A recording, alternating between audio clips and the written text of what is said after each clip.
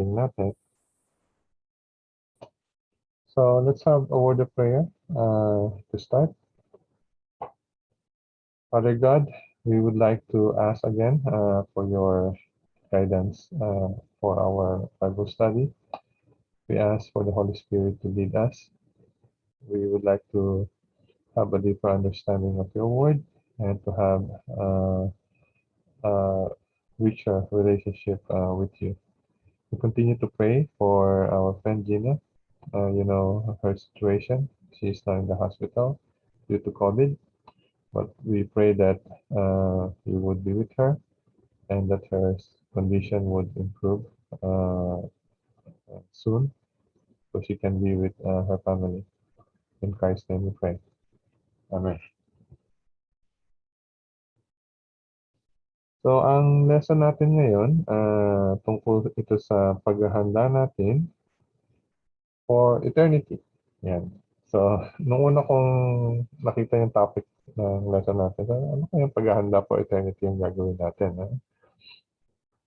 So, last time, ay, hindi ko matandaan pa anong lesson, pero napag-aralan natin na yung katawan natin. Ito yung tinatawag nating temple ng Holy Spirit. Okay. At lalong-lalo na sa Seventh-day Adventist Church, tinuturo natin na ang tao actually isang unit lang siya. Pero merong iba-ibang aspeto yung kanyang pagkatao. Meron tayong tinatawag na physical, di ba? Yung katawan natin. Meron tayong physical aspect, meron tayong spiritual aspect, di ba?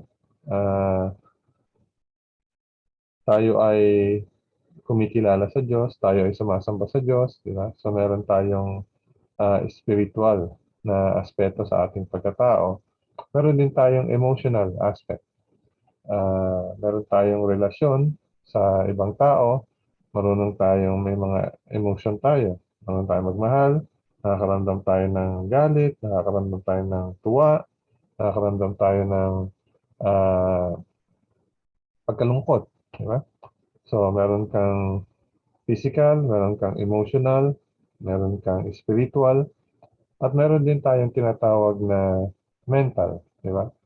Ibig sabihin, yung ating kakayahan na matuto, yung ating kakayahan na makaintindi. So, yan yung iba-ibang aspeto ng ating pagkatao. At actually, lahat, yung apat na yun is dependent sa isa't isa. Anong ibig ko sabihin ng dependent sa isa't isa? Sinubukan niyo nang magbasa ng aklat o magbasa ng isang babasahin na masakit yung ulo niyo. Na-try niyo na siya? Yes, pag hindi naintindihan, hindi alam kung paano naman, sumasakit yung ulo. Mahirap umintindi kahit nga halimbawa puyat ka, hindi ka nakatulog sa gabi. Subukan mong mag-concentrate na intindihin ang isang bagay. Makikita mo, napakalaking challenge niya, di ba? O kaya, kung meron kang problema sa iyong espiritu, sa iyong relasyon sa ibang tao, halimbawa may problema ka sa asawa mo, may problema ka sa anak mo, magsasuffer din yung katawan natin. Ang tawag dito is minsan ay stress ka, di ba? So dahil doon sa stress na yon, nagkakasakit ka. So makikita natin may relasyon sila sa isa't isa. At para magkaroon tayo ng magandang spiritual na pamumuhay, kinakailangan alagaan natin yung ating physical na pangangatawan. So ang pag-uusapan natin ngayon ay yung tinatawag natin, paano natin iniingatan ang ating physical na pangangatawan at paano natin inihahanda na ang expectation kasi is eventually mabubuhay tayo sa new heaven saka sa new earth for eternity. So, anong klaseng paghahanda ba yung kailangan natin dito? Okay. So, mag-start tayo dito sa question. Sa Revelations chapter 7 kasi, meron ditong tayong mababasa na merong apat na anghel. At yung apat na anghel na yon is nasa apat na sulok ng mundo. Ibig sabihin, sa buong mundo ito. Tapos, ang sabi sa kanila, hawakan nyo muna, pigilan nyo muna yung wind, yung hangin na nagre-represent ng mga disasters, di ba? Mga kalamidad. So, bakit sinabihan ng Diyos itong mga anghel na ito na pigilan muna yung hangin, yung wind of strife, di ba? Ng disaster. So, ito yung nakasulat sa Revelations chapter 7, verse 1. Babasahin natin verse 1 hanggang verse 3. Ito yung nakasulat mula sa verse 1. Pagkatapos nito ay nakakita ako ng 4 na anghel na nakatayo sa 4 na sulok ng lupa, na pinipigil ang 4 na hangin ng lupa upang huwag humihip ang hangin sa lupa o sa dagat man o sa anumang punong kahoy. At nakita ko ang isa pang anghel na umaakyat mula sa sikatan ng araw, na taglay ang tatak ng Diyos na buhay, at siya'y sumigaw na may malakas na tinig sa 4 na anghel na pinagkalooban ng kapangyarihang pinsalain ng lupa at ang dagat, na nagsasabi, huwag niyong pinsalain ang lupa o ang dagat o ang mga punong kahoy hanggang sa aming matatakan sa kanilang mga noo ang mga alipin ng ating Diyos. So, pinapapigil doon sa mga anghel yung wind of strife, yung mga disaster, hanggang matatakan daw sa kanilang mga noo yung mga servants ng Diyos. So, ibig sabihin, bago dumating itong tinatawag nating troublous times, magkakaroon ng sealing, yung pagtatak sa noo doon sa mga tao ng Diyos. Okay? So, pagdating ni Jesus, ibig sabihin, itong mga tao na to is meron ng mga na-sealed na sila. So, ang gusto nating tignan, ano ba yung itsura, no? Ano kaya yung kalagayan ng mga tao ng Diyos pagdating ng panahon na yan, na sila ay isi-sealed ng Panginoon. So, tandaan natin, pag sinabi kong church dito, ang ibig sabihin ng church is yung people of God. Diba? So, hindi ito yung building o kaya hindi ito yung isang organization. Ang ibig sabihin ng church dito ay yung mga taong nananampalataya sa Panginoon na pag dumating yung araw ng second coming, makikita natin is dalawang grupo na lang ito. Diba? Yung mga tao na nananampalataya, naglilingkod at naghihintay sa pagdating ng Panginoon, yung isang grupo, at yung isang grupo, yung kabaligtaran nun. Yung mga hindi naniniwala sa Diyos, di ba? Yung mga umuusig dito sa unang grupo na to. So, yung simbahan ng Panginoon, ano kaya yung magiging kalagayan nila at the point na parating na si Kristo? Yung nakalagay sa Ephesians chapter 5 verse 25 to 27 ito. Mga asawang lalaki, mahalin niyo ang inyong mga asawa, gaya ni Kristo na nagmahal sa iglesia at ibinigay ang kanyang sarili alang-alang sa kanya, upang kanyang pakabanalin siya na nalinis sa pamamagitan ng paghuhugas ng tubig sa salita, upang kanyang maiharap sa kanyang sarili ang isang maluwalhating iglesia na walang batik o kulubot o anumang gayong bagay, kundi siya ay maging banal at walang dungis.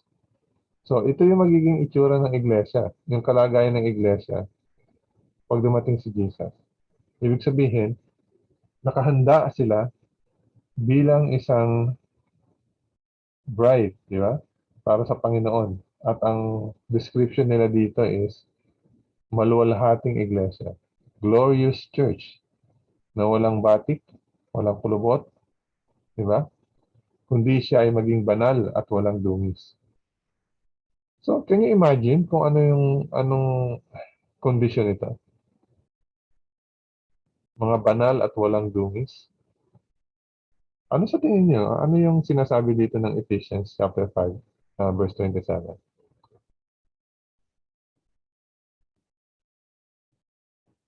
Anong ibig sabihin ng banal at walang dungis?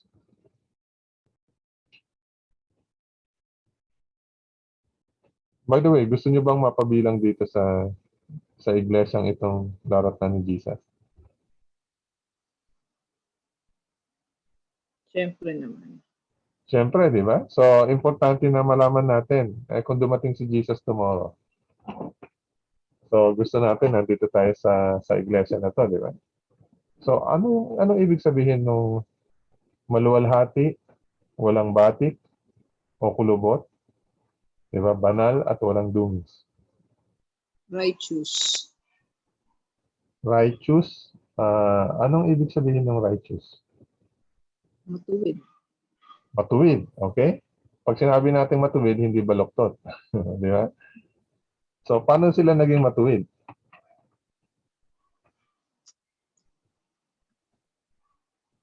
Sinusunod nila ang Dahil nagmamahalan sila.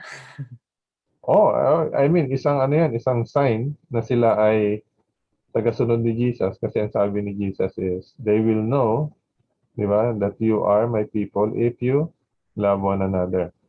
So, isang external manifestation yun. Di ba? Na nagmamahalan sila sa isa't isa.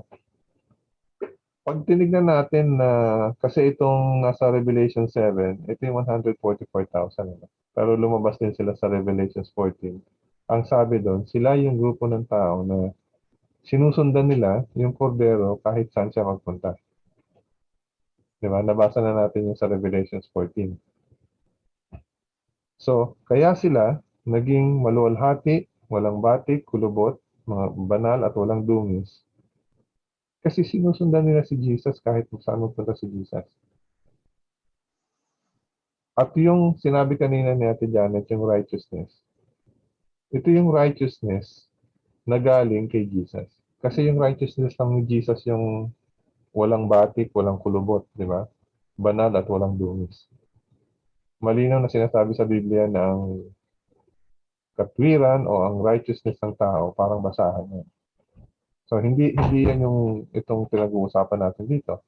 Ang pinag-uusapan natin dito, ang mga taong kasama sa iglesia na to. Ibig sabihin, suot-suot nila ang righteousness ni Jesus. Kasi yung righteousness lang ni Jesus yung walang batik, walang kulubot. Kaya ko ine-emphasize ito. Minsan kasi merong kaisipan, lalong-lalo na sa mga conservative na mga Christian, no? Iniisip nila na ang ibig sabihin ng ating paghahanda sa pagdating ni Jesus is magiging perfect yung righteousness natin. At ang emphasis is yung righteousness natin ng tao mismo. Which is foreign, di ba? Hindi mo makikita sa Biblia na gano'n naturo ng Biblia. Ang dahilan lang na magiging righteous tayo sa paningin ng Diyos ay kung ibibigay sa atin ni Jesus yung righteousness niya. At alam natin, mangyayari lang yun sa magitan ng pananampalataya. Okay. So, sinasabi ko lang yun dito sa maaga pa lang para malaman natin na itong health message natin hindi siya primarily para sabihin natin na kailangan natin ito para sa kaligtasan. Kasi pag yun yung sinabi natin, magiging salvation by works na tayo. Okay. Babalikan natin yun sa bandang huli. Gusto ko lang, sa simula pa lang malinaw sa atin ito. Kasi, tuwing i-share natin yung tungkol sa health message, yung good lifestyle, di ba? Yung kung ano yung kinakailangan natin gawin para alagaan yung katawan natin. Minsan, pinaparatangan tayo na, masyado naman kayong mga legalista. Akala nyo, maliligtas kayo pag ginagawa nyo yan. So, lilinawin natin, hindi natin ginagawa ito dahil sinasabi natin na maliligtas tayo dahil dito. Di ba? So, ginagawa natin ito dahil yun yung sinasabi sa atin ng salita ng Diyos at kaya natin ginagawa yung salita ng Diyos dahil mahal natin si Jesus. Okay.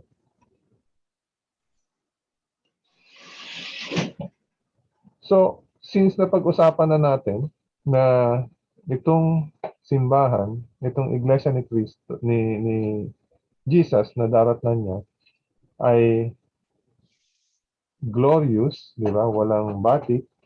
So, at alam natin na yung individual na member ng simbahan ay tayo, mga tao. So, how should we present our bodies to God? So, papaano natin ipipresenta yung ating katawan sa Panginoon na magiging acceptable siya. Kasi sinabi kanina doon is banal, di ba? Holy. Makikita natin sa Romans chapter 12 verses 1 to 2, yung nakasulat. Kaya nga mga kapatid, isinasamo ko sa inyo alang-alang sa mga kahabagan ng Diyos na inyong ialay ang inyong mga katawan na isang handog na buhay, banal, nakasiyasiya sa Diyos na siya ninyong makatwirang paglilingkod. So, ang ginamit na wordings dito is handog, di ba? So, automatically, ang maaalala natin pag binanggit yung word na handog ay sanctuary service, di ba? So, gumagamit dito si Paul ng sanctuary language. Ang sabi niya, isang handog na buhay.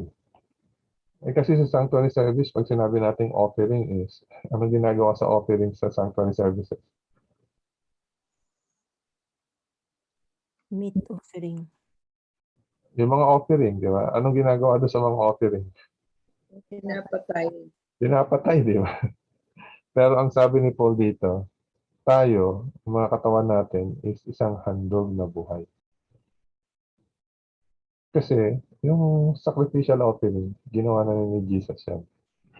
So, sa pamamagitan ng pananampalataya, yung bisa nung sakripisyo ni Jesus, kinukuha natin yan, tinatanggap natin yan, para tayo ay mabuhay. So, ito yung ibig sabihin nito. So, last time na pag-usapan na natin yung baptism, di ba? Ang ibig sabihin ng baptism is, ikaw ay namamatay na kasama ni Kristo at ikaw ay magre-resurrect kasama ni Kristo. So, natapos na tayo doon, di ba? So, natapos na tayo doon sa ikaw ay sumampalataya, tinanggap mo si Kristo, nagpabautismo ka. Ang pinag-uusapan na natin ngayon is, paano yung iyong katawan, yung iyong buong pagkatao, is iahandog mo sa Panginoon. So, ito yung sinasabi sa verse 1 dito, na tayo, yung katawan natin ay isang handog na buhay. So, paano natin gagawin ito? Nasa verse 2. Huwag niyong tularan ang sanlibutan ito, kundi magbago kayo sa pamamagitan ng pagbabago ng inyong pag-iisip, upang mapatunayan nyo kung alin ang mabuti, kasiyasiya at lubos na kalooban ng Diyos. So, ibig sabihin, mayroong internal change na nangyayari. At ito ay sa pamamagitan ng pagbabago ng inyong pag-iisip. At sa Bible, pag sinabi kasi yung heart, hindi yun yung tumitibok na puso. Ang heart sa Biblia, yung puso ay yun yung mind, di ba?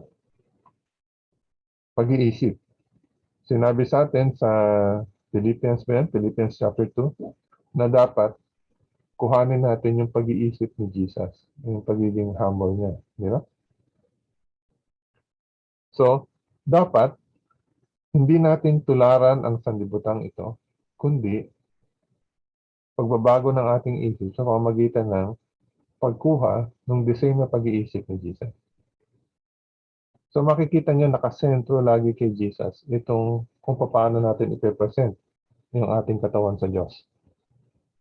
So gusto lang natin na maging matibay yung at malinaw sa atin yung dahilan kung bakit natin ginagawa ang isang bagay. Kung bakit tayo gusto natin maging healthful living, di ba? Gusto natin gawin yung makakabuti sa ating katawan.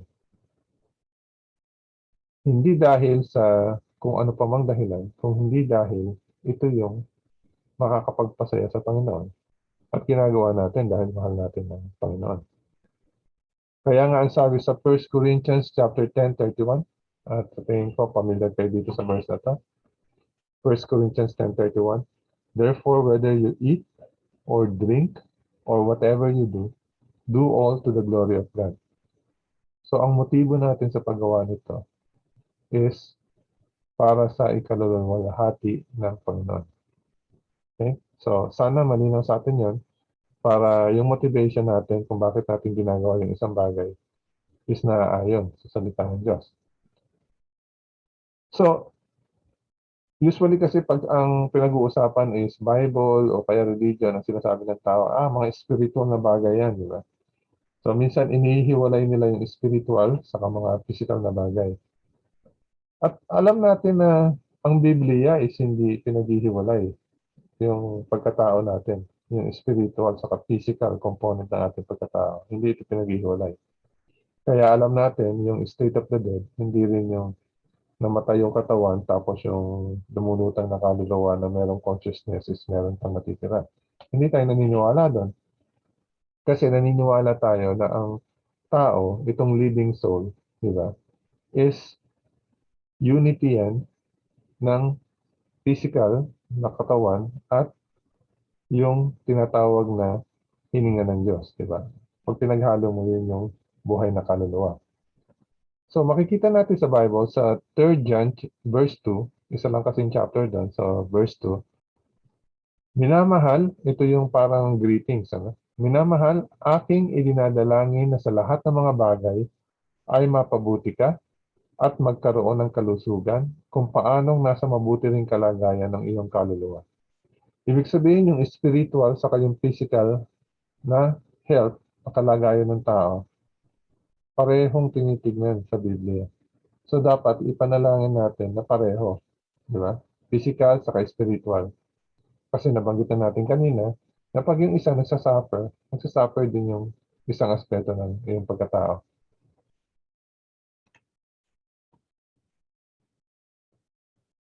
So, isa sa mga binabanggit ni Paul sa 1 Corinthians chapter 9, kung ano yung dapat nating ginagawa para mapanalunan natin yung imperishable crown. Ibig sabihin yung corona na hindi naglalaho, di ba?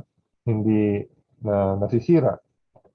At yung ginamit niya ditong analogy is tungkol sa race, di ba? Ang sabi niya sa 1 Corinthians chapter 9 verse 24, hindi ba niyo nalalaman na ang mga tumatakbo sa isang takbuhan ay tumatakbong lahat?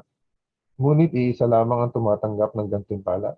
Diba? Katatapos lang ng Olympics dito sa Japan, lalo na yung sa marathon. Marami silang sumasali sa marathon, pero at the end, isa lang yung nakakakuha ng gold medal. Kaya't tumakbo kayo sa gayong paraan upang iyon ay inyong mapagwagian. So, kung yung mga tao nga na doon sa Olympic, di ba? Ilang taon silang nagsasanay, ang hinahabol lang nila, yung premyo, yung gold medal, na pwedeng maglaho. Di ba? Hindi ito for eternity. Pero kung mag-training sila is ginagawa nila ang lahat para mapagwagian yon. So anong gustong sabihin ni Paul dito? Ang bawat nakikipaglaban sa mga palaro ay nagpipigil sa sarili sa lahat ng mga bagay. Ibig sabihin, dinidisiplina nila yung sarili nila. Ginagawa nila iyon upang sila ay makatanggap ng isang korona na may pagkasira. Ngunit tayo'y sa walang pagkasira. So sinasabi ni Paul, kung yung mga tao na nagte-train ng matagal para mapanalunan yung corona na may pagkasira, paano pa kaya tayo ng ating hinahabol dito sa race na tinatakbuhan natin ay yung corona na walang pagkasira. Yeah? Kaya't ako'y tumatakbo na hindi gaya ng walang katiyakan. Just imagine, kung sumali ka sa marathon, tapos sa kalagitnaan, naligaw ikaw. Hindi mo alam kung saan yung finish line. Can you imagine kung anong klaseng kalagayan yan? Ngayon, bilang isang Kristiyano na tumatakbo tayo dito sa race of life na to, mahalaga na tiyak natin kung saan yung finish line. At sigurado tayo kung paano tatakbo at mapapanatili yung katawan natin na ready, di ba? Dito sa race na to. Sabi ni Paul, hindi ako sumusuntok na hindi gaya ng sumusuntok sa hangin. Alam niyo, yung mga boksingero na nagsha-shadow boxing, sa hangin sumusuntok, walang tinatamaan. So bilang isang Kristiyano, hindi tayo dapat ganun. Na may ginagawa tayo, pero hindi natin sigurado bakit natin ginagawa yun. Meron tayong ginagawa, pero hindi tayo sigurado saan ba pupunta itong ginagawa ko to. Diba? Dapat sigurado tayo kung saan patungo tayo. Kaya natin ginagawa ang isang bagay, malinaw sa atin ang dahilan. Ngunit sinusupil ko ang aking katawan at ginagawa itong alipin upang pagkatapos na makapangaral ako sa iba, ako mismo ay hindi itakwil. So itong verse na sinasabi ni Paul dito, kinakailangan disiplinahin natin yung sarili natin. Baka kasi, nangangaral tayo sa iba, tapos tayo mismo, ang sabi dito, sa English ito is ma-disqualify. Ibig sabihin, may mga tao kasi na sumasali sa marathon, kalagitnaan, sumusuko sila. Kasi hindi nila kaya. So, nadi-disqualify sila.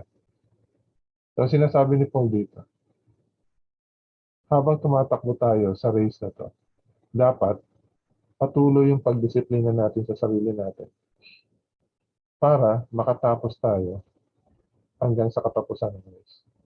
Hindi tayo ma-disqualify. Itong verse na to is isa itong pruweba sa Biblia na hindi totoo yung sinasabi na once saved, always saved. Sinasabi kasi ni Paul dito, pwede kang nagsimulang tumakbo sa race, maganda yung takbo mo, di ba? Sa simula, pero kalagitnaan, for whatever reason, na-disqualify ka. Okay. So, ang sabi ni Paul, sinusupil ko ang aking katawan at ginagawa itong alitin. Dapat madisiplina natin yung sarili natin. So, ano-ano ba itong mga bagay, di ba, na kinakailangan natin ng disiplina sa ating pamumuhay? Bilang Seventh-day Adventist is, kung tayo ay matagal ng Seventh-day Adventist at tayo ay ginagawa natin yung mga tinuturo sa atin, itong mga ibang nakasulat dito is para sa atin is fundamental, basic, di ba? Pero minsan magugulat tayo, may mga iba pa rin sa atin na okay, narinig nila ito simula pagkabata, pero sinasabi nila na actually hindi naman totoo ganun scientifically, napag-aralan na ganito, na ganyan, di ba? At magtataka kayo, kahit sa loob ng simbahan, maririnig niyo itong mga ganitong pangatwiran. So, siguraduhin lang muna natin na meron tayong pundasyon sa salita ng Diyos bago natin pag-usapan yung mga scientific evidence. No? So, what do the scriptures say about wine? Yung wine is, pag sinabi natin wine, paano niya i-describe ang wine?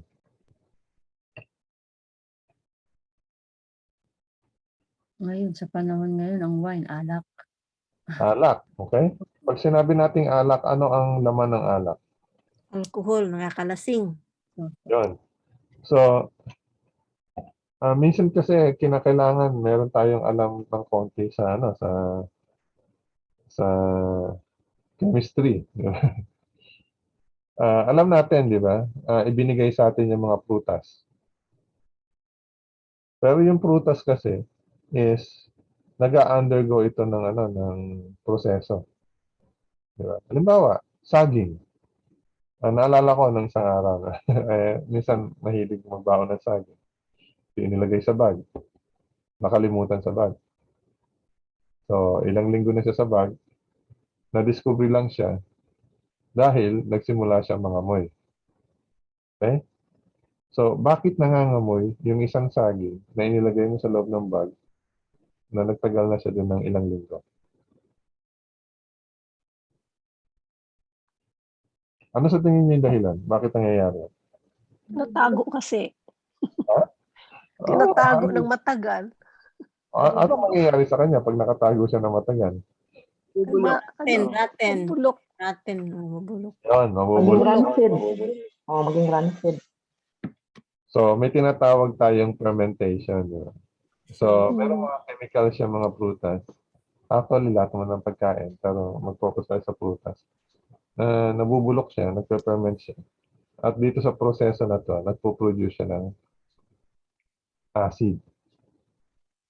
At dito sa chemical reaction na to, nakakaroon din siya, nagpo-produce siya ng alcohol. Di ba? Kaya, alam mo, sa Pilipinas, yung lambanog, saan magawa ang lambanog? Sa coconut. Sa sabaw ng coconut. Yes. Yung beer, saan gawa ang beer? Sa mugi. Sa mugi. Ano ba mugi? Sa wheat, di ba? Sa wheat. Yung yung dito sa Japan, yung sake, Sa ukome. sa rice, di ba? So, yung mga pinanggalingan nila is mabubuting pagkain yan, di ba? Pero pag iyong hinayaang magkaroon ng process ng fermentation, nagpo-produce sila ng alcohol. At itong alcohol na to, ito yung sangkap ng wine, di ba? Na hindi maganda sa katawan ng tao. Yung alcohol content. Okay. So, kaya ako nililinaw ito kasi sa Bible, yung salitang wine na tinatranslate sa English, pwede siyang new wine o kaya pwede siyang fermented fruit juice. Ibig sabihin, pag sinabing new wine, fresh fruit juice. Pero pag sinabing strong drink, di ba? Minsan, wine din yung translation nila, pero fermented fruit juice siya. Ibig sabihin, meron na siyang alcohol. So, yung binabanggit natin ditong alak, di ba? Ito yung fermented na fruit juice. Kaya meron na siyang alcohol content. So, Proverbs 20 verse 1, ang nakasulat, ang alak ay manunuya, ang matapang na inumin ay manggugulo, ang sino mang naililigaw nito ay hindi matalino. Diba? Rhyme siya? Ano kasi Proverbs? So, kahit saan natin tignan itong anggulo na to, ang sinasabi dito is yung alak ay manunuya. Yung matapang na inumin ay manggugulo. So, anong quantity ng alak yung pinag-uusapan dito?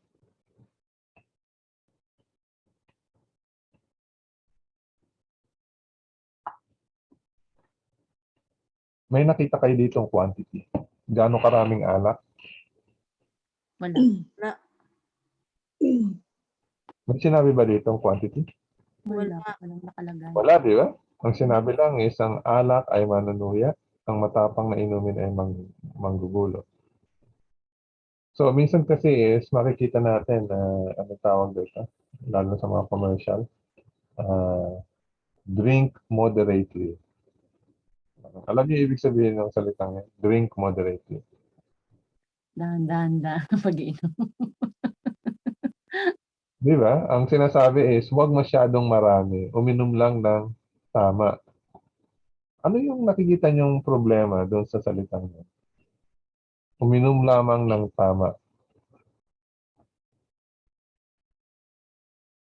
Parang kino-convince niya na ang tao na pag konti lang, okay lang naman. Parang gano'n. No? Na okay lang na uminom kahit konti. Parang gano'n. Ang unang-unang question dun is, gaano ba karami yung konti? O, gaano karami yung tama lang? Di ba? Pag sinabihan kayo, drink moderately, kung moderate lang yung drinking mo, okay lang yun. So, gaano ba karami yung moderate?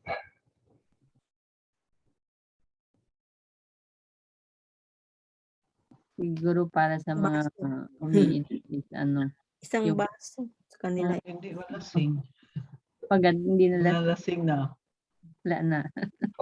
Isang baso, di ba? Sabihin, teka, kahit yung baso, mayroong maliit na baso, mayroong malaking baso. Ang isa sa mga nakita ko na ang sinasabi nilang standard drink, di ba? Is yung 12 ounce. Alam niyo pag bumibili kayo ng McDonald's, di ba? Bibili kayo ng soft drinks. Yung ginagamit nilang tumbler. So, yun yung sinasabi nilang standard drink. And obviously, kung iinom ka ng isang basong beer, o kaya iinom ka ng isang basong vodka, o kaya tanduay, magkaiba yan, di ba? Kasi magkaiba yung alcohol content nun. So, makikita nyo dito kung gaano kahirap unawain pag sinabi nilang drink moderately. Pero ang Biblia, walang sinasabing quantity. Ang sinasabi nila ang alak ay manunuya, diba? Matapang na inumin ay manggugulo. Ang sino mang naliligaw nito ay hindi matalino. So kung sino na sa inyo ang nalasing dati?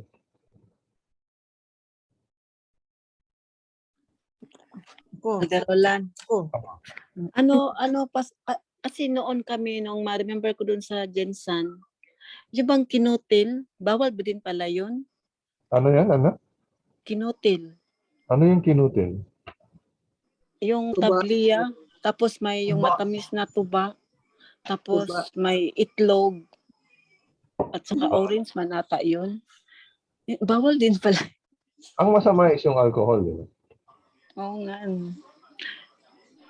Wala. So, yung isang magandang bagay, lagyan mo ng alcohol, hindi siya nagiging maganda. At ito kasi yung karaniwang nakikita natin sa mga scientific article na sinasabi nila, drinking wine is good for the heart. Narinig niyo na yan? Nabasa niyo na yan? Yes, nabala ko. Tapos pag binasa mo yung article, kung ano yung dahilan kung bakit wine is good for the heart, ano yung nababasa niyong dahilan bakit yung wine is good for the heart? Okay, tawag doon. Puro-phenol ba ang tawag doon? Red wine, no? Kaya sinasabi na red wine is good for the heart. Oo, puro-phenol. Ba yung tawag doon? Di ba? Mayroong elemento, yung pinophenol, yung Roland, ano yan? excuse me, paano, Roland, yung mga cup syrup, may mga alcohol din eh, yung iba. Oo, di ba? So, ang gusto nating sabihin dito, yung epekto ng alcohol ay hindi maganda sa katawan. At actually, yung mga drugs din, di ba? Ngayon, merong mga cases na kinakailangan mo ng drugs for medical purposes. So, kahit yung turo sa atin sa mga Seventh-day Adventists, di ba? May mga cases na kinakailangan mo ng drugs for medical purposes. So, hindi ito yung for recreational purposes. Okay. So, nabanggit kanina ni Ivy yung cough syrup. So, hindi ko maalala kung kailan yung last time na uminom ako ng cough syrup. Siguro nung nasa Pilipinas pa ako. Considering na 30 years na ako sa Japan. So, that means 30 years ago. So, ang question is, meron bang alternative sa cough syrup? So, at ang isang question dito is,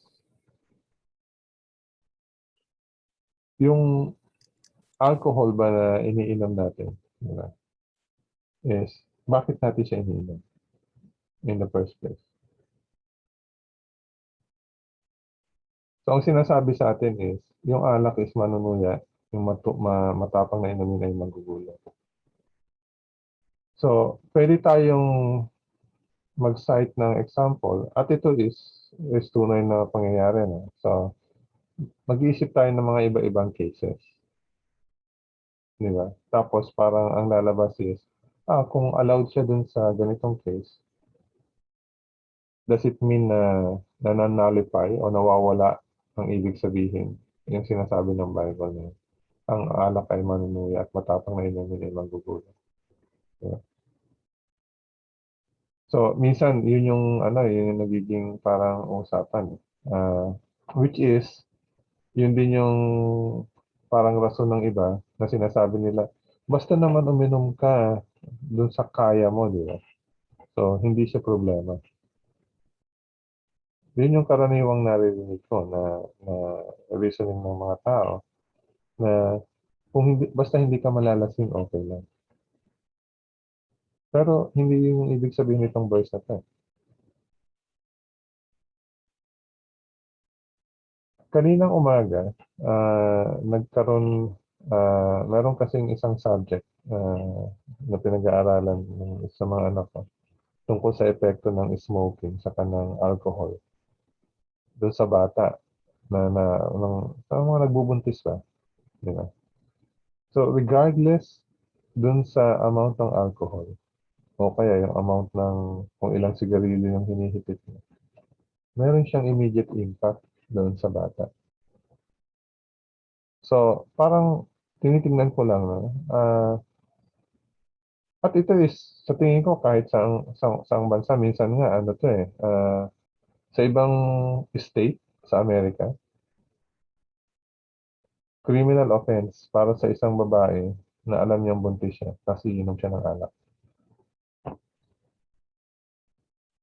So kahit yung mga hindi religious organization, alam nila na hindi ito maganda doon sa bata na nasa tiyan ng babae. Ngayon, kung masama para doon sa bata na nasa tiyan ng babae, ano yung dahilan bakit iniisip natin na hindi ito masama para doon mismo sa tao? At ang pinag-uusapan pa lang natin dito is yung physical, no? Physical na epekto. Pwede nating i-research kung ilan ang namamatay dahil sa vehicular accident na ang dahilan is lasing yung driver. O kaya ilan yung nagpatayan sa Pilipinas, di ba? Nag-away, nagsaksakan dahil mga lasing. O ilang pamilya yung nagkaroon ng problema dahil sa alak. Di ba? Ito yung mga statistics na maganda nating tignan para mapatunayan natin na yung sinasabi ng Biblia is tama.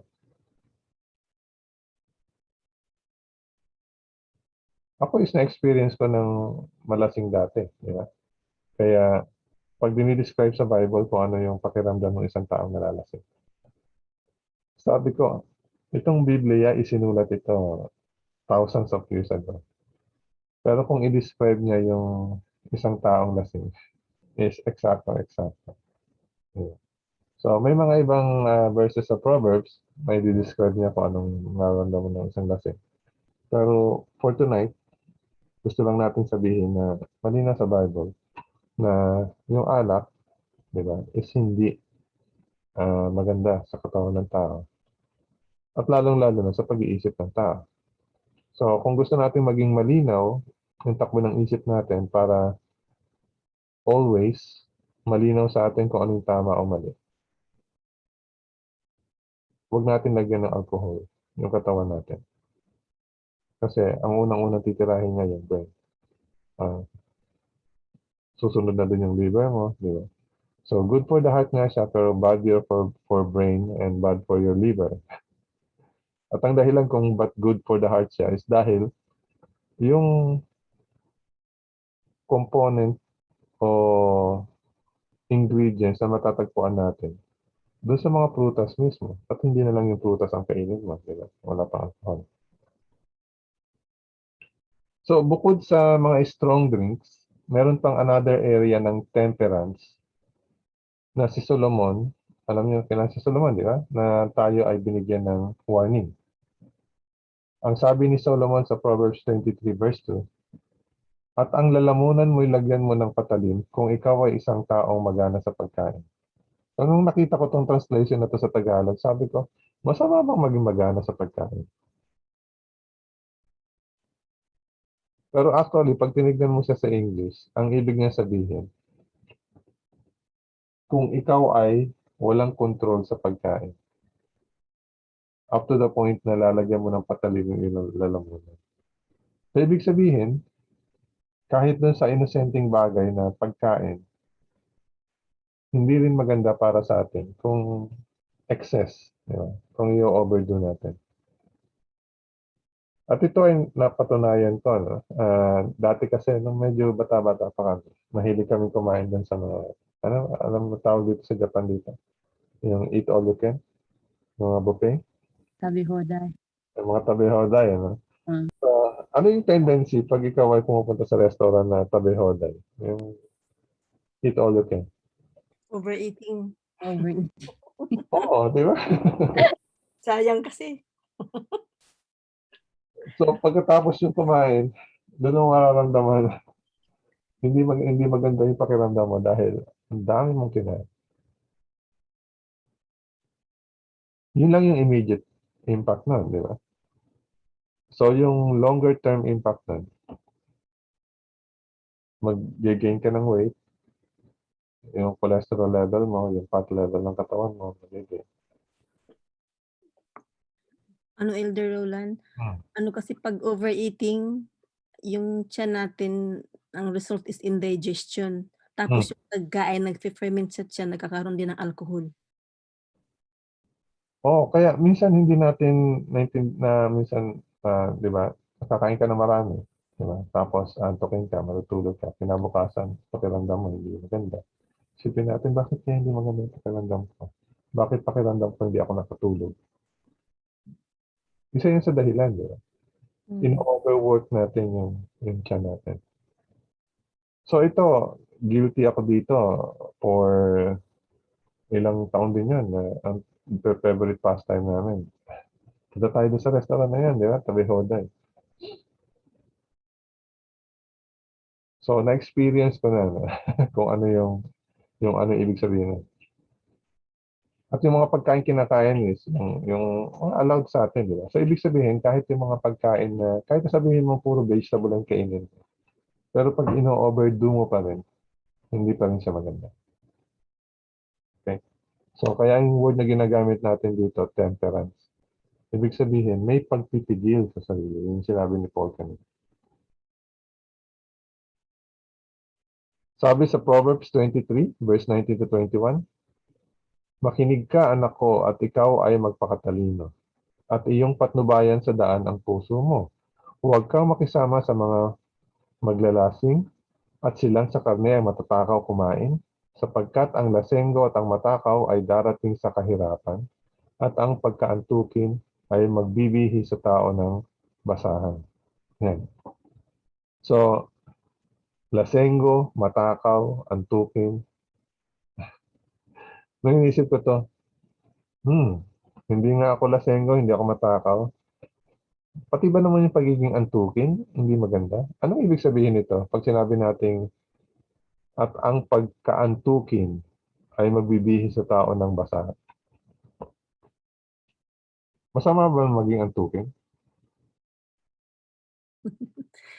Sinabi. Parang, ano di ba, pag yan tukin, yung minsan may katamaran, yung Oo. So, yun, di ba? Hindi ito yung gusto mo matulog. Ito yung up to the point na hindi mo ginagawa kung ano yung kinakailangan mong gawin. So, laziness ito. So, ang resulta, syempre nga naman, kung tulog ka ng tulog, ano mangyayari sa'yo? Magbibihi sa tao ng basahan. Ibig sabihin, nakalalabasan, maghihirap ka sa buhay. Yun yung ibig sabihin nito. Okay? So, makikita nyo dito yung mga excesses yung pinag-uusapan dito. Kaya ang sinasabi sa atin sa Proverbs, importante yung temperance sa buhay ng tao. Kung ipa-define ko sa inyo kung ano yung temperance o pagpipigil, paano nyo siya i-define? self-control. Self-control. Self-control saan? Sa mga aspect na yun. In all things. In all things. Okay? So, pagkain.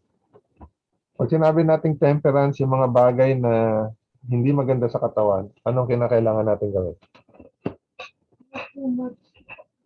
Yung hindi maganda sa katawan, yung alam natin, Avoid.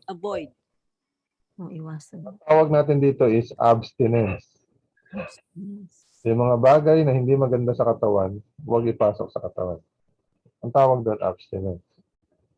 Ay yung mga bagay na hindi naman masama sa katawan. Yung mga healthy foods. Yeah.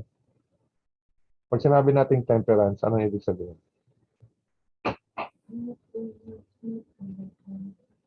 Volume naman. Dapat moderate lang. Moderate lang, di ba? Hindi dapat excess. Pag sinabi natin, yung saging, maganda yan sa katawan.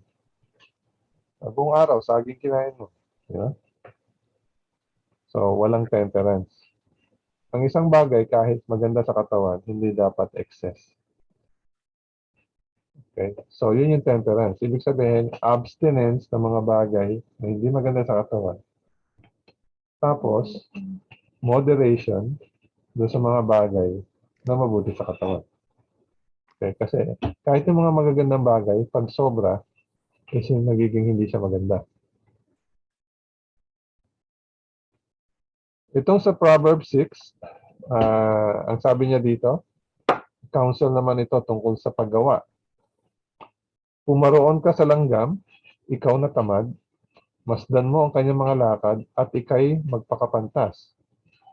Huwag magpakapagod sa pagpapayaman, maging matalino ka na ang sarili mapigilan. Ano kasi ito, Proverbs So, para sa tula. So, yung una, ito. Pumaroon ka sa langgam, ikaw na tamad, masdan mo ang kanyang mga lakad at ikay magpakapantas. Ano yung matututunan natin sa langgam? Ang langgam kasi masipag. Nagsasave na sila before pa dumating yung mga ano sa kanila, iba tag-ulan. Lagi sila nagtatrabaho. Ayun, di ba? Kasi alam nila, pag umuulan, hindi sila pwedeng lumabas. Di ba? Hindi sila makakapaghakot ng pagkain. Kaya habang maganda yung panahon, nag-iipon sila. So, sa tao, ano yung application niya sa tao? Habang bata, magtrabaho para sa future. Yun yung application. So, ibig sabihin, maghanda tayo para doon sa panahon ng taghirap. Okay? O doon sa panahon ng tag-ulan. Kasi darating at darating yung panahon ng pangangailangan. So, habang ikaw ay habang maganda pa yung panahon, dapat paghandaan mo na yung darating na panahon. Naka-raise yung hand ni Bong. And Roland, pwede po bang i-justify ito na hindi ka magpapautang kasi i-reserve mo yung pera para sa future? Hindi magpapautang kasi yung pera i-reserve sa future. Apo. Ayan, sabi ng asawa ko, tama yan. Okay? So, initial thought ko, sasabihin ko, ay, tama yan. Di ba? Pero, isipin natin, ano yung case? Ano yung case na yung nanghihiram sa'yo ng pera? Ano yung dahilan ba siya nanghihiram ng pera? Kung halimbawa sa akin mangyari yan, halimbawa yung pera is inilalaan ko sa emergency ng pamilya. Di ba? At hindi ko alam kung kailan darating yung emergency na yun. Pero halimbawa, biglang-bigla, yung isa sa mga kaibigan ko, halimbawa, yan, sabihin natin wala si Gina dito. Sabihin natin si Gina yan, na ospital. Nangangailangan siya ng pera. Kung hindi siya makakakuha ng pera, is delikadong yung buhay niya is malagay sa alanganin. So, kinakailangan gumawa ako ng desisyon. Diba? So, gagamitin ko ba yung iniipon kong pera para sa emergency ko, di ba?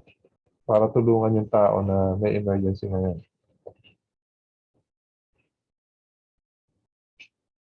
So, personally, ako, ito is, kung ako yung tatanungin mo, gagamitin ko yung pera para gamitin siya sa emergency ngayon. Ito is sigurado ako na emergency ngayon.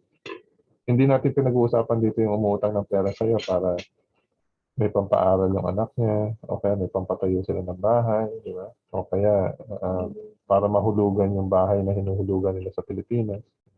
Hindi ito yung case na pinag-uusapan natin. Pinag-uusapan natin, tunay na emergency. So, for most cases po, pag it's a matter of life and death, mga ganun po. Oh, Mga para sa akin. Ganun. Okay. Yung tunay na emergency. So, yung perang iniipon ko para sa emergency ko, pag nakita ko na merong tao na may emergency na ngayon, malamang papagamit ko yung pera. Actually, yung conscience mo magdidictate pa rin sa'yo talaga eh. Na na gagawin at gagawin pa rin talaga yung tama. Oh, kasi dito papasok sa yung iba pang turo sa Biblia, di ba? Na yung sinabi ni Jesus, di ba? Pag dumating siya, yung nilagay niya sa kanan, saka sa kaliwa. Ang tinanong, Jesus, kailan ka namin nakita na nangangailangan, di ba? Kailan ka namin nakita na gutom na pinakain mo kami?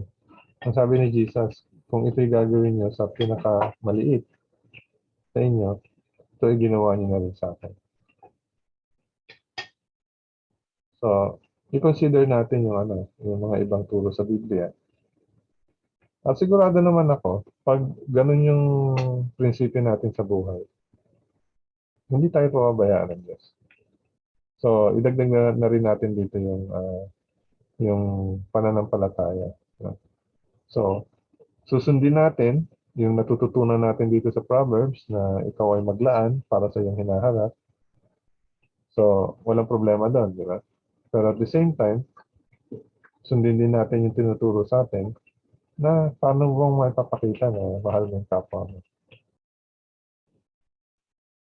So, ipagkatiwala natin sa Panginoon na nakikita ng lahat ng Panginoon. At siya yung bahala sa atin.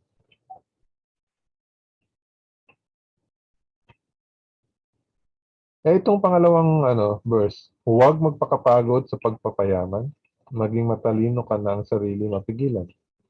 Ano ibig sabihin niya?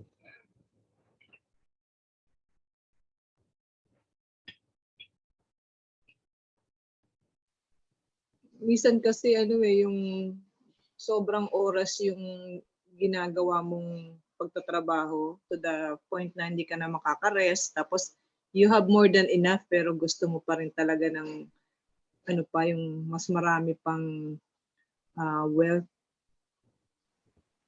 Gusto mo payaman. So, unang-una, yung hangarin na yumaman, in itself is walang problema. No? Kasi, actually, kung honest naman yung ginagawa mong trabaho, di ba? Walang problema doon. Nagiging problema lang siya kung ginagawa mo yun up to the point. Again, in excess, di ba? Yung tinatawag nating workaholic. So, itong dalawang verse na to, kaya pinagsama ko. Ang topic natin is temperance. So, bilang isang Kristiyano, hindi tayo dapat maging tamad, and then at the same time, hindi rin tayo dapat maging workaholic. So, ang sabi kasi sa 1 Timothy chapter 6, verse 8 to 10, and having food and clothing, with this we shall be content. So, simpleng-simple, no?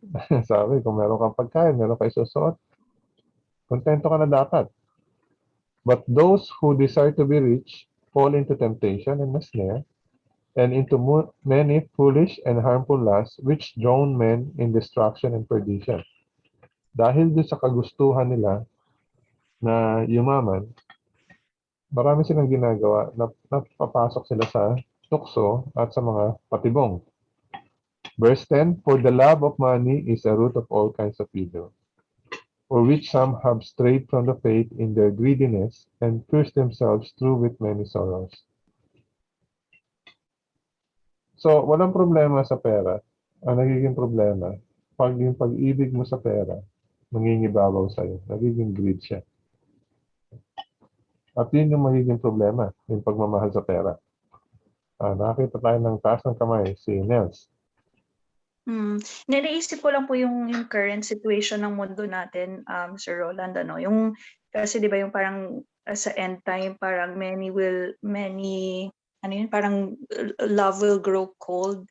Tapos even kasi personally sa akin yung na nakikita ko sa mga friends ko or even sa trabaho yung ganyan. Parang there's always a need to compete. Yung parang gone are the days na parang yung trabaho parang 9 hours a day lang. Tapos ngayon parang 24 hours a day lang. Tapos parang halos lahat nagko-compete na kailangan mauna, number one, ganyan. Parang nagiging rat race na tuloy yung nangyayari. Wala, observation lang po, Sir. Actually, observation ko rin yan. Lalong-lalo na sa mga corporate world, di ba? Kasi ine-encourage nila na maging efficient yung mga tao. And one way to make people efficient is to put some sense of competition, di ba? So, siyempre, magbibigay ka ng incentives. Sasabihin mo, yung inyong paghihirap ay merong katapat na reward. Di ba? So, the more na nagkaroon ka ng contribution sa isang company, mas lalaki yung sweldo mo. So, maraming dahilan ng tao kung bakit niya ginagawa yung isang trabaho. Pwedeng for satisfaction, pwedeng masaya siya dahil ginagawa sa trabaho na yun. Pero kung magiging honest tayo, marami, ang motivation nila is yung financial reward ng trabaho nila. Up to the point na ang tawag dito, ano yung gusto mong abutin, di ba? So, na-promote ka, tumalak yung sweldo mo. Pero dahil ini-encourage ka na, huwag kang huminto dyan, di ba? So, pero habang tumataas kang ganun, napapansin mo, parang yung oras mo, dito lang napupunta dito sa trabaho ko, di ba? Just imagine, maraming CEO, maraming mga presidensya ng kumpanya, maraming mga executives, magre-retire, maghihinto, tapos ang makikita niyong dahilan nila is to give more time to my family. Ewan ko kung ilan na nakita niyong gano'n, di ba? So, pag nakita mo yun, ibig sabihin yung prime years nila, saan nila inilaan. So, yung tira-tira, yun yung ilalaan nila sa pamilya nila. So, doon pa lang makikita na natin, something is wrong with the priority.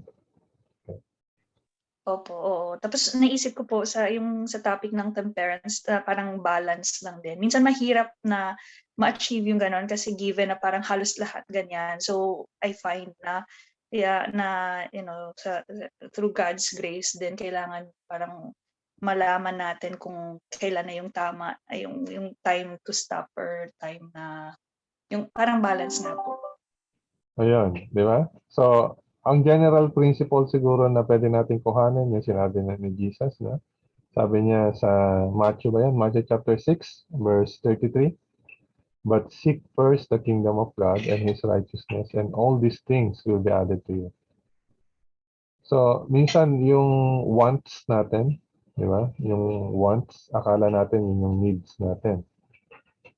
At minsan mahirap i-distinguish eh. Di ba?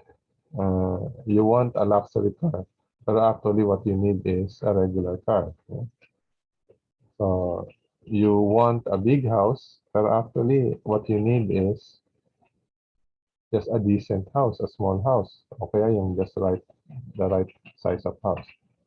So yeah, mahirap talaga tulad ng sinabi ni Nels, pero kaya nga meron tayong gabay, di ba? Yung salita ng Diyos. So, punta naman tayo sa pagkain. Uli. What was God's original diet for mankind? So, ito, alam na natin ito. Matagal na natin binabasa. Pero maganda pa rin na ating basahin at maalala. Sinabi ng Diyos, tignan nyo, ibinigay ko sa inyo ang bawat halaman na nagkakabinhi, na nasa ibabaw ng lupa. At ang bawat punong kahoy na may binhi sa loob ng bunga, ang mga ito ay magiging pagkain nyo. Okay. So, yung unang ibinigay sa atin is actually yung may mga seeds, ano?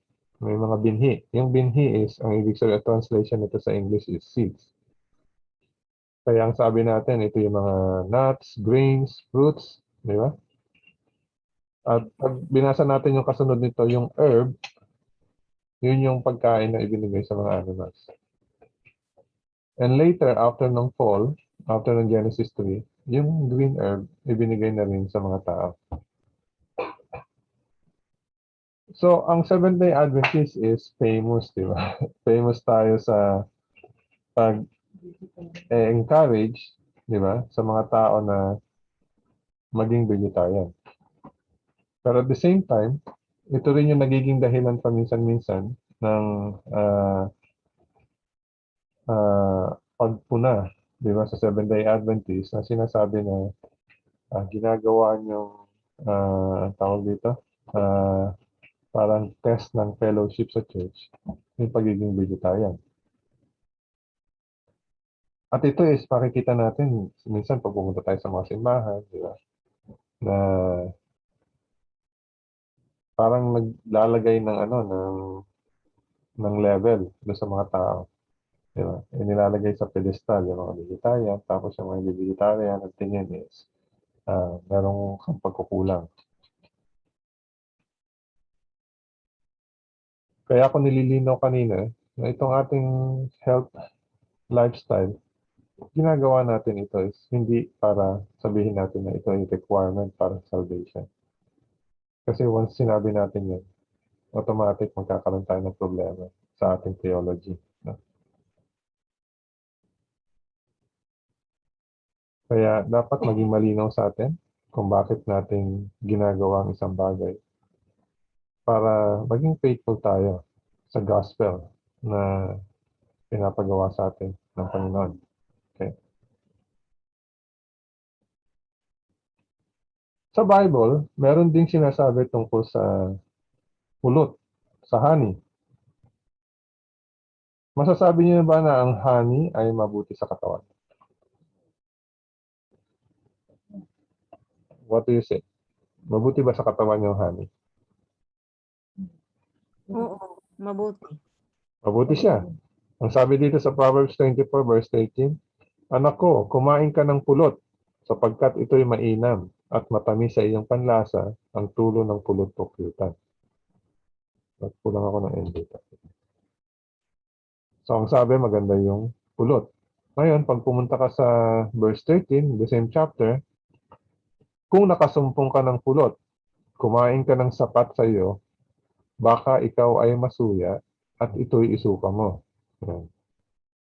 So, babalik tayo dito sa pinag-usapan natin kanina na kahit ang isang bagay, mainam sa katawan, yung sapat lang, moderation lang yung kakainin mo. Ang sabi dito sa isang verse pa dito, ang kumain ng napakaraming pulot ay hindi mabuti at hindi kapuri-puri na hanapin ang papuri sa sarili. So makikita natin yung Bible is tinuturuan tayo ng temperance, ng moderation. Isang example, yung honey, yung pulot, mainam siya sa katawan, pero hindi dapat kainin in excess. So, pwede nating extend yung application nito. So, yung honey is, kahit sabihin natin na natural siya, di ba? Is sweet pa rin siya, di ba? So, eating too much sweet is not good for the body. So, ganun na rin yung mga, lalong-lalo na yung sugar, di ba? Yung tinatawag nating processed sugar. O kaya yung mga refined foods. Pag sinabi nating refined foods, o yung mga processed foods, ano yung mga tinutukoy natin dito? GMO.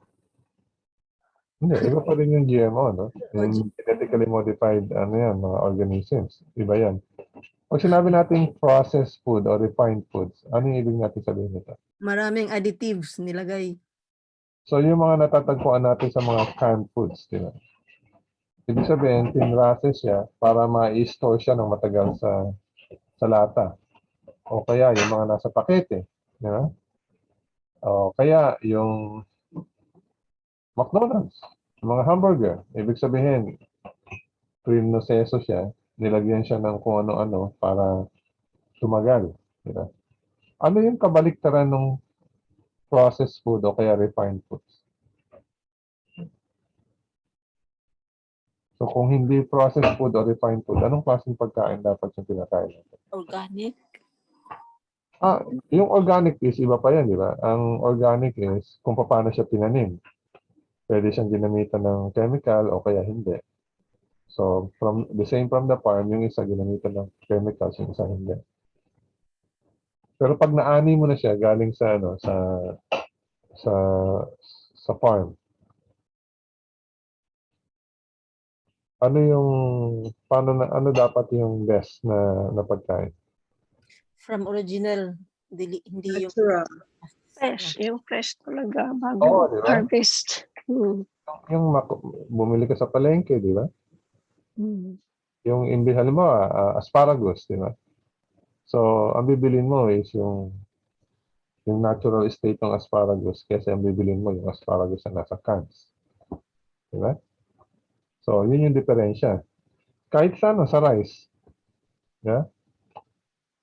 Merong brown rice, merong white rice. Polished and unpolished. O, polished saka unpolished. Yung polished rice, yung white, prinoseso na siya. Ibig sabihin, nilinis siya, tinanggal yung hindi magandang itsura, kaya siya naging white rice. Pero ang sinasabi natin, mas maganda sa katawan yung Brown rice. brown rice kasi hindi natanggal yung nutrients nun lalo is nandun sa ano niya, di ba? Ano tawag doon? Sa yung brown na portion niya. Yung balat. Oh, ganun din sa wheat, di ba? Sa mga yung ginagawa natin sa tinapay. So, dito natin makikita, minsan ang tao, yung isang mabuting bagay, marami siyang ginagawa ang nagiging hindi tuloy mabuti. Paano yung ano, yung let's say, yung frozen vegetables? Frozen vegetables, hindi rin, ano yun, maganda. Yung frozen vegetable,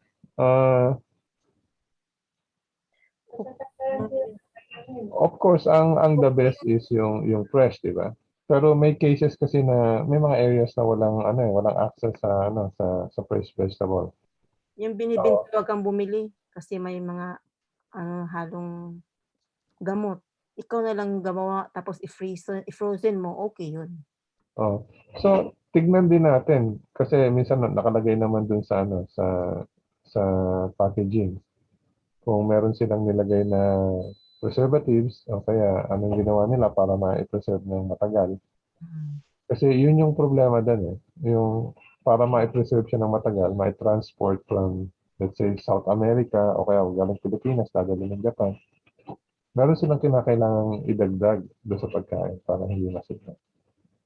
So, Ganun din yung ano, no, yung dry vegetable.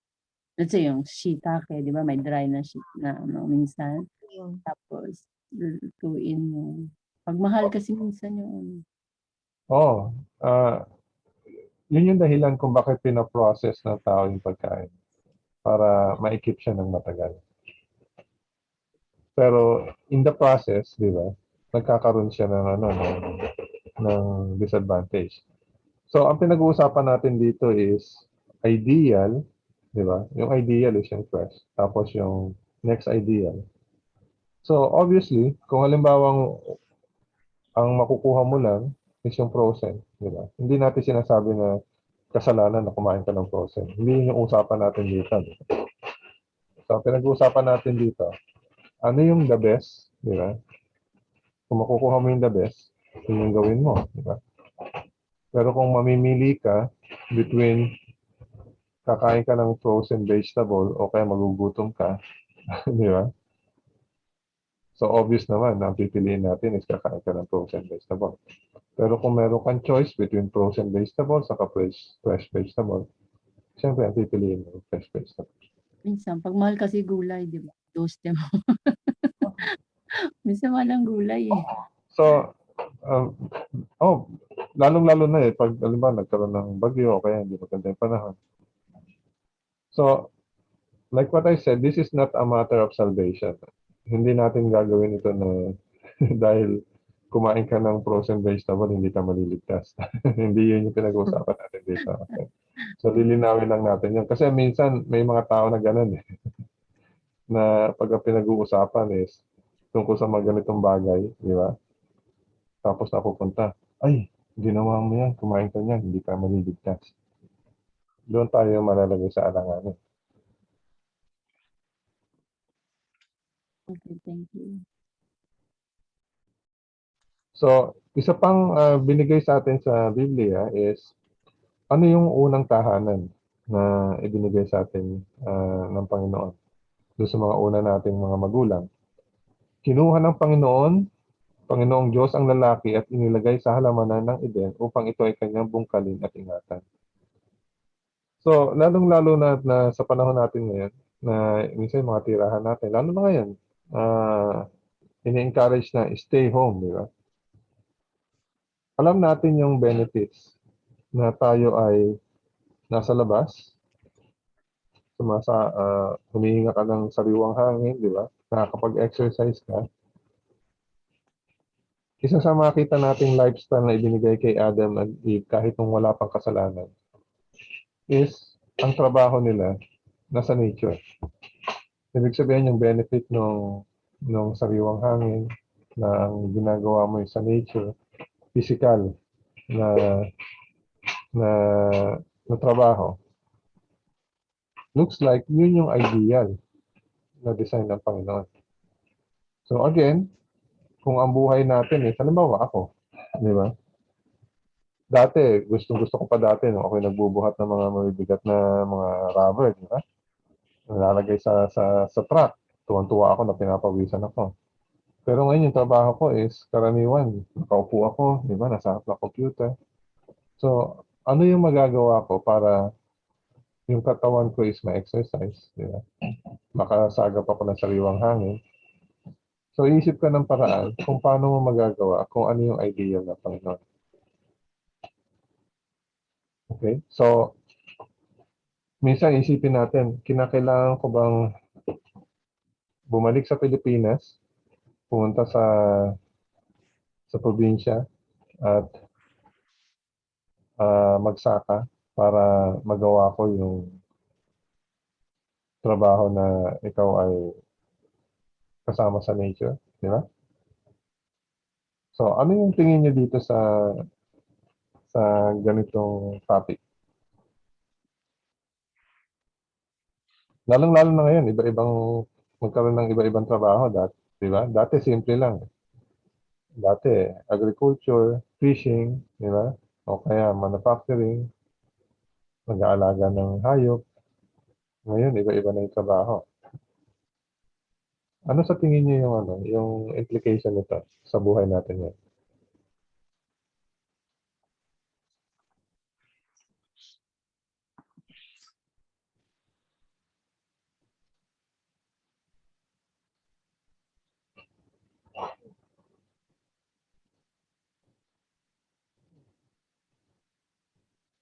Meron kayong input tungkol dito?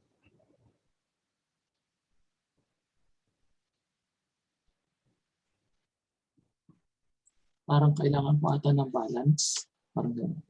So anong klaseng balance yung kailangan natin dito?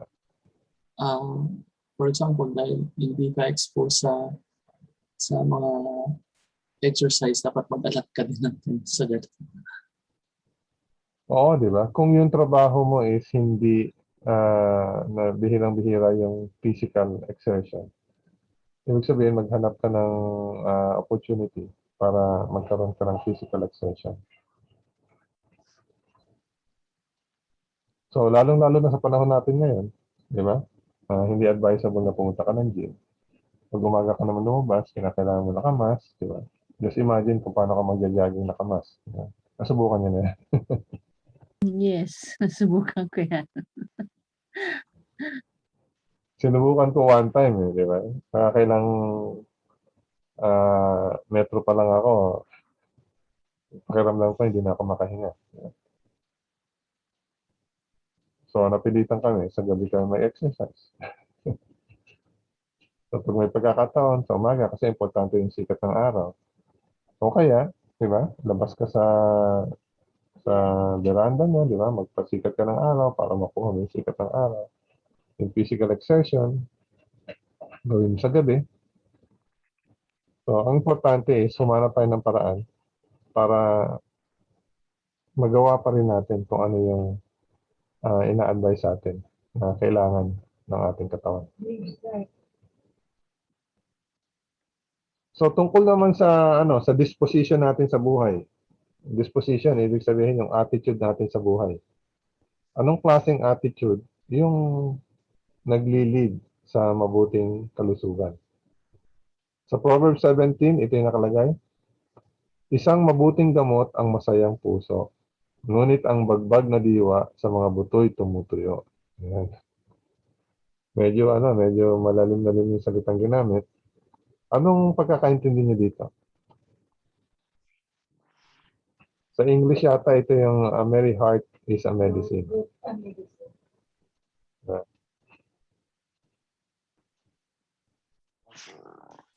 Yan ang laughter, the best medicine. Yun, di ba? So, pag ikaw ay masayahin, di ba? Walang bumabagabag sa iyong puso, gamot yan. Nakakatulong yan sa ating kalusugan. Pero yung bagbag na diwa, ano yung description ng bagbag na diwa? Paano yung i-describe yung tao na bagbag yung diwa? Broken spirit. Broken spirit, di ba? Issues. Yung mga taong laging problemado, yung galit sa mundo, di ba? Ang sabi dyan is nakakatuyo ng buto yan. So, ito yung mga bagay na may choice tayo. May choice tayo kung gusto mong maging masayahin o kaya gusto mong problemahin. Pasanin yung problema ng mundo. Okay? So, ang sabi sa atin, maging masayahin tayo. At itong masaya dito, hindi ito ibig sabihin yung tawa ng tawa na wala namang pinagtatawanan. Hindi, no? Buwang na yan.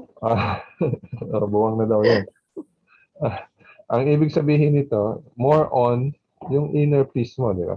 Ang sabi sa John 17 verse 22, peace I leave with you, my peace I give to you, not as the world gives do I give to you. Let not your heart be troubled, neither let it be afraid. Ito yung joy na kailangan ng puso natin. Yung meron kang katiwasayan sa iyong buhay. At yung katiwasayan na yun, dahil hindi ka natatakot sa hinaharap. Okay? At hindi ka natatakot hindi dahil ang tawag dito, wala kang pakialam. No? Kaya hindi ka natatakot kasi naniniwala ka na yung Diyos, siya yung may control ng hinaharap. At ikaw ay naglilingkod sa Diyos na may control ng hinaharap. So, ano yung kakatakot mo? So, ito yung peace na kailangan ng puso natin para yung puso mo sumaya. Okay? Ang sabi sa John 15 verse 11, these things I have spoken to you, that my joy may remain in you, and that your joy may be full. So itong joy na pag pinag-uusapan natin dito, ito yung ibinibigay sa atin ng Panginoon. So, bilang huling slide, yung question na, can healthful living earn us a place in heaven? Alam naman natin sa Ephesians 2:8-9, sapagkat sa biyaya kayo'y naliligtas sa pamamagitan ng pananampalataya at ito'y hindi sa pamamagitan ng inyong sarili. Ito'y kaloob ng Diyos, hindi sa pamamagitan ng mga gawa, upang ang sino man ay huwag magmalaki. Ang motivation natin, kaya natin ginagawa ito, yung nakasulat sa 2 Corinthians 5:14. For the love of Christ compels us, because we judge thus that if one died for all, then all died. So yung pag-ibig ng Panginoon, yun yung nagko-compel sa atin para gawin natin kung ano yung sinasabi niya sa atin sa kanyang mga salita. Okay?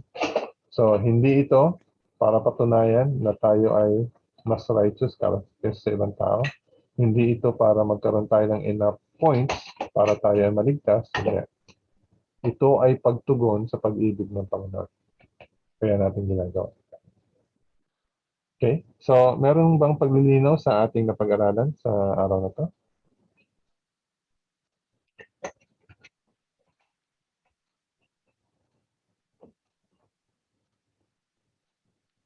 Wala tayong question? At ready na ba tayo sa ating munting pagsusulit?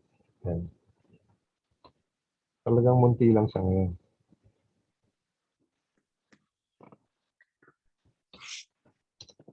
Yan, yung link. Sabihin niyo lang sa akin kung hindi niyo mabuksan yung link para ipadala ko ulit.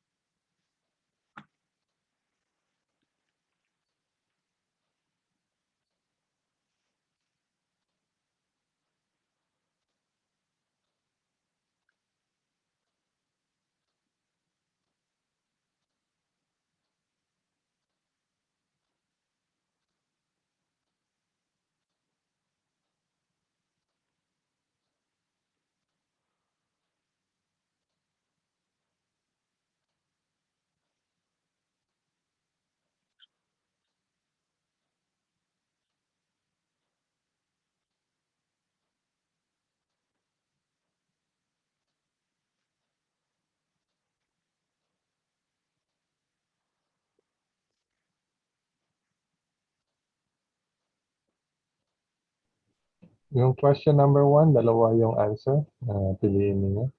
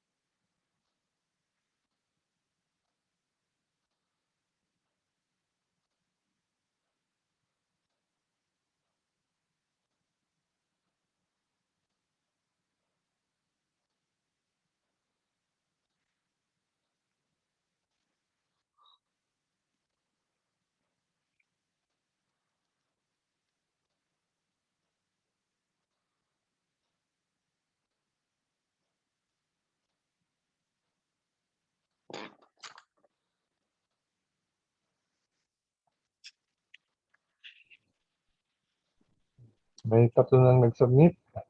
At ang tataas ng score nila.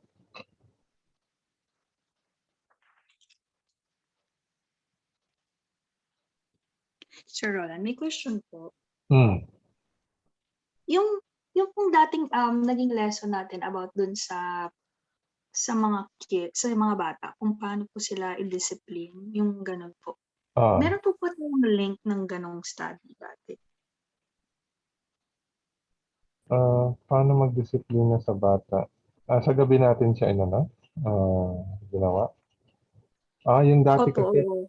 hindi ko siya na-record. Pero yung presentation, meron. Mm. Sige, Naipadala if ko ever po, yung presentation, opo, if ever po Sir Roland, hingi po sana ako. sige. Ipadala ko sa sa Messenger account. Okay po, salamat.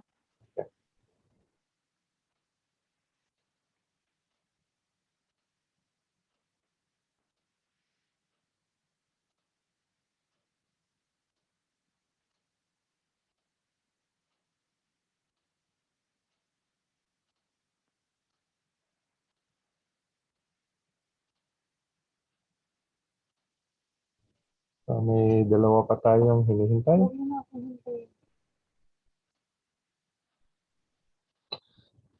Ayan na. Okay, so parang merong Still recording. reaction. Oo nga. Ano ba yan? I-stop ko lang yung recording natin. Ang baba ng score ko.